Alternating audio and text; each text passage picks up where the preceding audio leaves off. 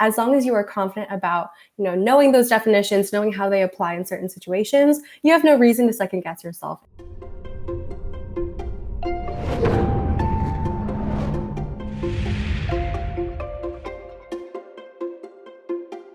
Dorothy, welcome back to the MCAT podcast.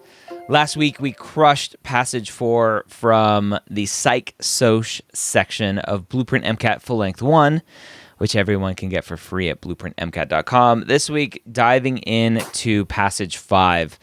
When you have a passage like last week, where it seemed like it's a little too easy, what happens with your kind of confidence and ego as you're going into the next passage? I mean, I would say that was probably a confidence booster. There are some little alarm bells, like, was that too easy? Did I fall for a trap somewhere? But sometimes it happens. They'll give you harder passages. They'll also give you some easier ones as well. And so being okay with that, as long as you are confident about, knowing those definitions, knowing how they apply in certain situations, you have no reason to second guess yourself. And so have some confidence in yourself. You've put in all the work by test day to get to that point.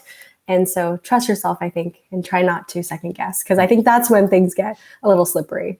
Yeah. Usually it's the other extreme of you just get absolutely destroyed by a passage. How should students kind of move forward from that? Because potentially that was the test questions, right? The experimental questions that the AAMC puts on the test, and maybe that just destroyed you because they're new questions that the AAMC is trying, or maybe I don't know if it's new topics maybe that they're trying, or just different ways of wording things. How can a student shake that off?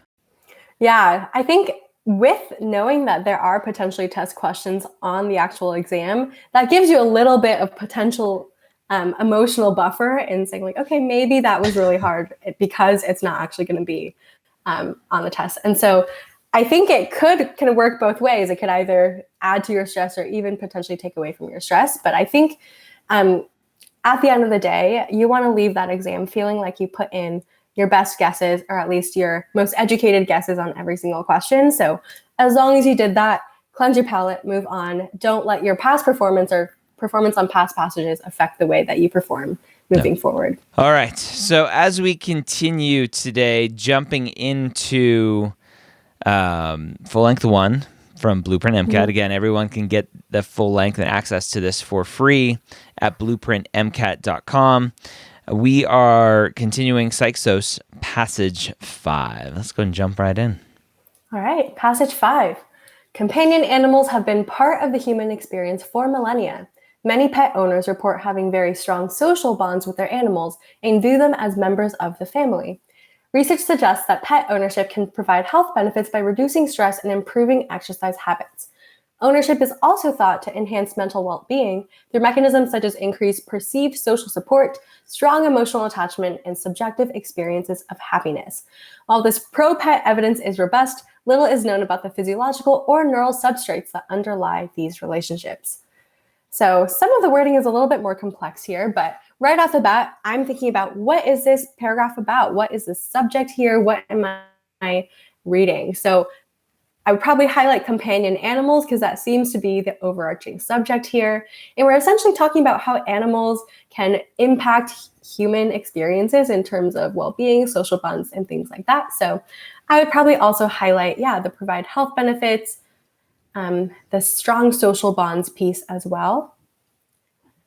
And then I'm noticing some keywords that might be ringing some psychosocial alarm bells in the last couple sentences. So that part about enhancing mental well-being through mechanisms such as increased perceived social support, strong emotional attachment, and subjective experiences of happiness. Probably all things I would highlight because those are descriptive things of what can actually happen with these social bonds that form between animals and humans. Okay. All right. Next paragraph. An experiment was conducted to investigate the possible physiological mechanisms of human-pet relationships. Research theorized that interaction with pets should increase positive affect, which results in activation of brain areas associated with reward and pleasure, as well as affecting changes in plasma hormone concentrations. 20 pet owners were recruited to participate in a series of pet-related tasks. The first step was completing a questionnaire about their pets outlined in Table 1. Next, participants were shown images of their pets while undergoing fMRI scans. Recent research suggests that the left side of the brain is in charge of processing positive emotion, so the anatomical location and size of the areas that showed relevant activation patterns were recorded in Table 2. Finally, mean arterial blood pressure and blood samples were collected before and after participants spent 20 minutes with their pets in the observation room, and those are outlined in Table 3. So quite a long paragraph talking about methods that were used in this particular experiment. So first off, I'm asking myself, what is this experiment testing? And so in that first sentence there, we see this experiment is investigating the possible physiological mechanisms of those human-pet relationships. So kind of highlighting that part. And then we can look at the different methods that were used. So they were looking at essentially activation of brain areas associated with reward and pleasure. And then they were also looking at plasma hormone concentration. So I'd probably highlight those two key components as well. And then with methods, I usually will just read through them. As long as I'm broadly familiar with what they are doing, then I can move on. I feel like usually, unless it's something like PCR or something that's really foundational, usually they won't ask too many in-depth questions about the methods themselves and be more focused on results and interpreting figures, looking at background information, things like that. And so here I'm noting that they did a questionnaire. They also did some fMRI looking at brain anatomy. And then they also looked at MAP, so our blood pressure and those blood samples for presumably hormone processing.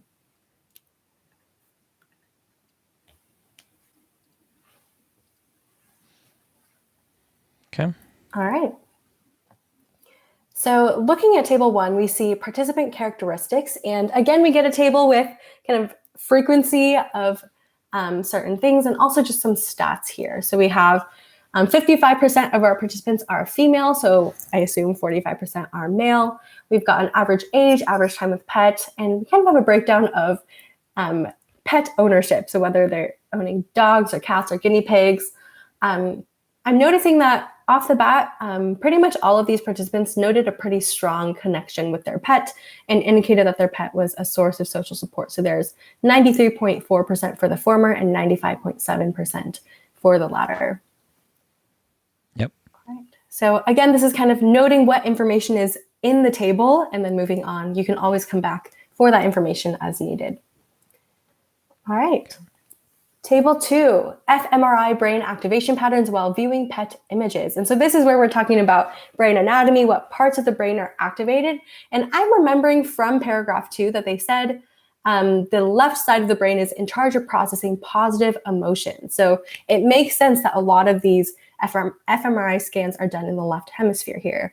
So you've got the amygdala, which is, of course, plays a role in processing emotional information. We've got the insula, which also does some emotional processing, or at least provides emotional input for decision making. We've got the substantia nigra and ventral tegmental area. So substantia nigra is all about dopamine production and reward and movement, things like that. And then the anterior cingulate cortex, which does a lot of cognitive functions, things like impulse control, emotion, decision making, things like that. So noting that we're working primarily in the left hemisphere, we do also have the right hemisphere for the substantia nigra and VTA there. And then we have activation area. So from this scale, I'm kind of assuming that a larger number here means higher activation levels. Mm-hmm. So 202 for the insula, 225 for the left anterior cingulate cortex. So kind of higher levels than you might expect. Although the substantia nigra seems to be a little bit variable there, with the left and right being pretty similar with 25 and 32 respectively. All right, and then we've got one more table. So this passage is really throwing all the tables at us. So table 3 shows measured changes following pet interaction, and we have a before and after. And I'm also noticing some asterisks here. And so if I follow that passage down, I'm seeing an asterisk which says that P is less than 0.01. So that is my statistical significance. And when an asterisk is provided, that means it's a statistically significant difference. So looking at my before and after, we have significance in all of those metrics. So mean arterial blood pressure goes down, cortisol goes down, and everything else goes up. So endorphins, oxytocin, prolactin, and dopamine. Yeah, Kind of noticing those trends. I want a dog, but my wife is allergic. Darn it. Oh, shoot. Yeah. Do you have any other pets? No. Oh. I have 2 kids. They're kind of like pets. Okay. Hey, social support, bonding. Good for that. All right. So relatively short paragraphs here in the passage, and then some charts. And so hopefully a student is like, sweet, that was quicker to go through than normal. Yeah. And then we get to the questions, which I always think are going to be much harder because the passage seems too easy to look at. So question 23, which of the following is not a core component of emotion? All right, so it has nothing to do with the passage. It's just say, hey, what's emotion? A, physiological arousal. B, conditioned responses. C, expressive displays. Or D, subjective experiences. So physiological arousal seems like, hey, like that is definitely some emotion there. And I think the trick is going to be a core component of emotion. There's probably some strict definition. And I'm pretty sure there is because I think I've seen it before of a core component of emotion. So it's going to get me again here. Physiological arousal, conditioned responses, expressive, right? We talk about expression, expressive displays. It's obviously emotion, right? But is it a core component? I don't know. And then subjective experiences, again, like how you respond to something emotionally is obviously going to be dependent on your subjective experiences. So, but then the question is, how is that different than conditioned responses versus subjective experiences? So I'm going to go with B just because it seems like it stands out the most as not obvious. So yeah, you'd be right. That's what I'm going to go with.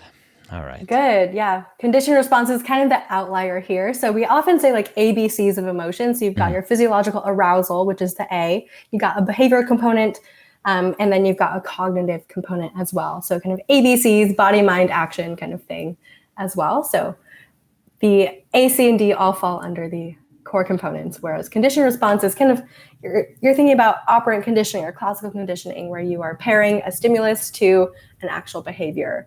Yeah. All right. I'll take it. 24. Doing well. All right. So question 24, the results of the study support which of the following conclusions? And we've got A, interaction with companion animals leads to increased activity in the sympathetic nervous system. B, interaction with companion animals increases the release of hormones associated with social bonding and love. C, interaction with companion animals increases the release of hormones associated with stress. And then D, interaction with companion animals may help to treat depression by increasing the release of hormones associated with positive affect. So this is B, is super simple, straightforward answer, I'm pretty sure. So increased activity in the sympathetic nervous system would lead to increased blood pressure, not decreased blood pressure. So that one goes out the window.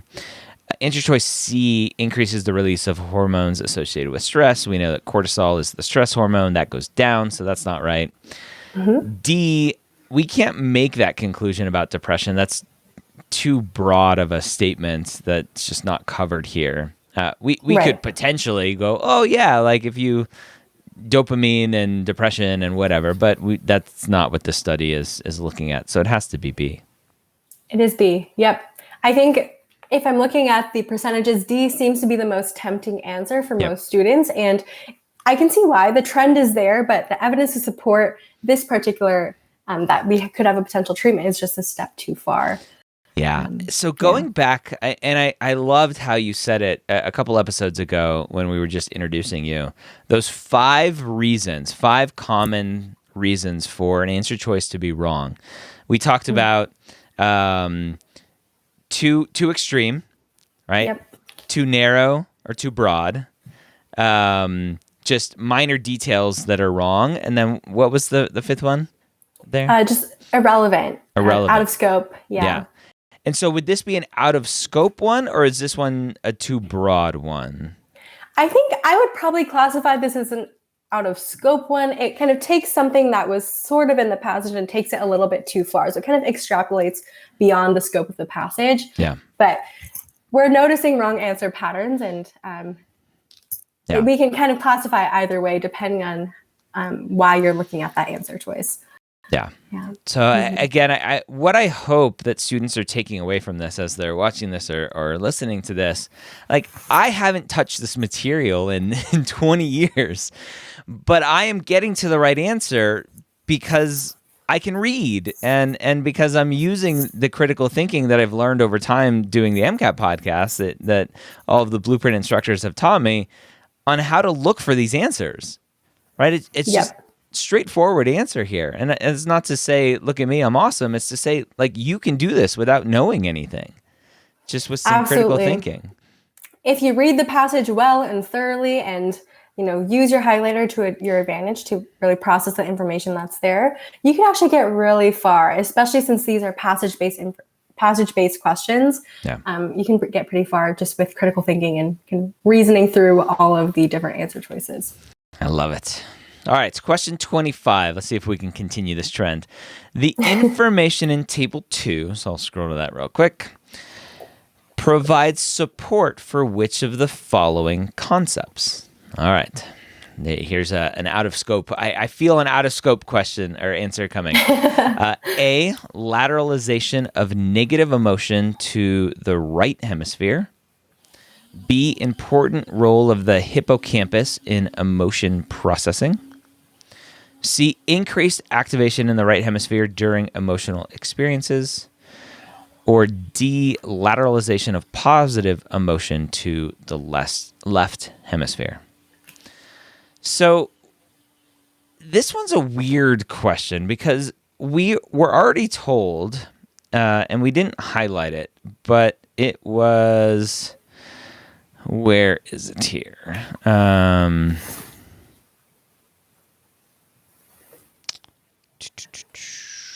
Are you looking at the part where it says the left processing positive emotions on the left side of the brain? Yeah.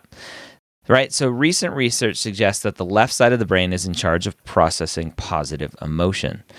And so we have this answer choice here, which is taken directly out of the passage, but that's a trick because people will pick this one without going, well, did Table 2 actually show that?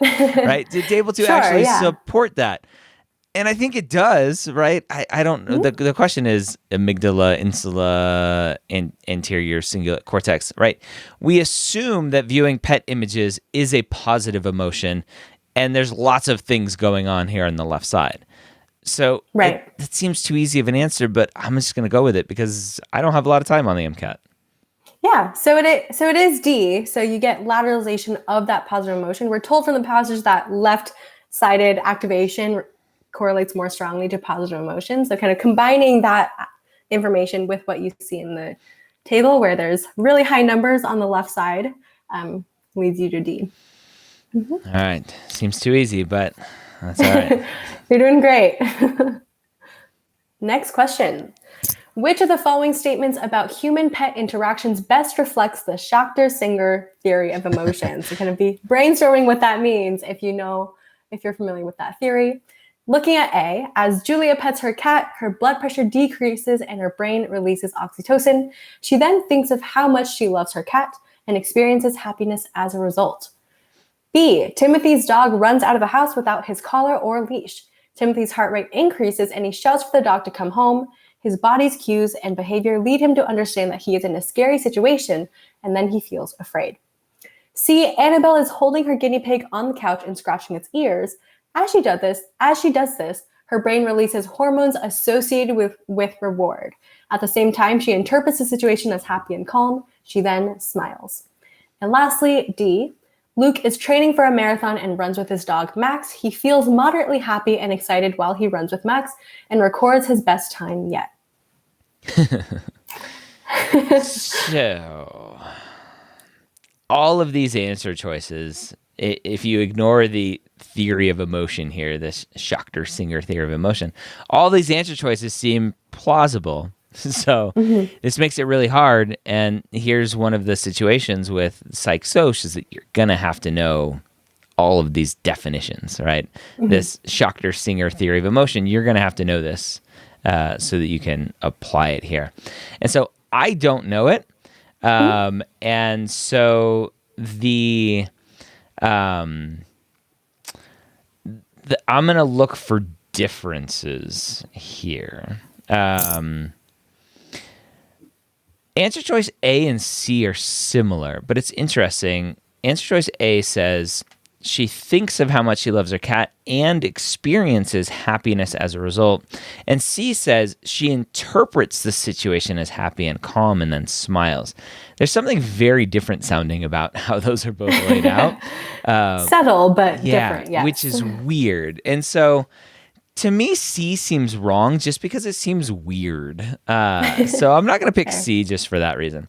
D is one that just is completely different than the other one. So I'm going to remove that one. And now the question is, the theory of emotion. Is it more positive or more negative? Because A and B are very similar. But one is positive, one is negative. And I'm just going to go with positive because, hey, I'm a positive guy. And I'm just going to go with A because of that. It is A.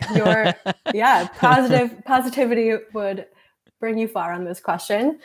So for the theories of emotion, I think the MCAT really cares about three major ones. So we've got Schachter-Singer, which is the one tested in this question. We've got James Lang, and then we've got Cannon-Bard. And so they're all kind of different, but they all try to answer the question of how do we feel emotion? So we talked about those three components of emotion. So we've got our arousal, we've got our behavioral, and our cognitive components. And essentially, what order do they go in? How do they occur in order to produce an emotion as a result? And so Schachter-Singer is all about cognitive interpretation and appraisal. So you have your physiological arousal that comes first. So in A, Julia pets her cat, and you have the physiological response where her blood pressure goes down and her brain releases oxytocin. So that's the physiological arousal part. Then you have some level of cognitive interpretation where you are kind of interpreting the context. Your brain is thinking about what's happening and going to then produce an emotional experience as a result. And so A and Schachter-Singer is all about this cognitive interpretation. If we look at B, so this is James Lang theory of emotion, where we have behavior and a physiological action leading to emotion. So these two things kind of happen independently and then lead to emotion as a result. So we have the stimulus happens, which is Timothy's dog runs out of the house. And then you get a physiological response where Timmy's heart rate increases. And he also has a behavioral component. So he shouts for the dog to come home. And then those two things together will then help Timothy interpret his emotions. Oh, this is scary, before he actually starts to feel scared. So it's behavior and physiological leads to an eventual emotion and cognitive understanding. And then C is actually Cannon-Bard, which is where physiological and cognitive things happen independently but simultaneously. And that's the key here. So in C, we have Annabelle holding her guinea pig and scratching its ears. So spending time with her pet is the stimulus. It leads to that physiological response of hormone release, but we're given at the same time, she also interprets the situation as happy and calm. So those two things happen together, the physiological and the cognitive interpretation. And then we see the behavioral expression where she actually smiles. So kind of nuanced, they sound very similar. And I think this is a problem area for a lot of students where, how do I tell the differences between all these definitions? But if you can separate the definitions for each one and kind of look at examples of each, then it can become a lot clearer to distinguish. Gotta know those definitions. I got lucky there just trying to pick apart some things and it ended up with the right answer. But that's definitely one. As I'm reviewing that later on, I would come back to the conclusion of, wow, that was a lucky guess. Which is why you want to review your right answers as well. Exactly. Right. All right. Another passage in the books. We're going to cleanse our palate and come back for some more next week.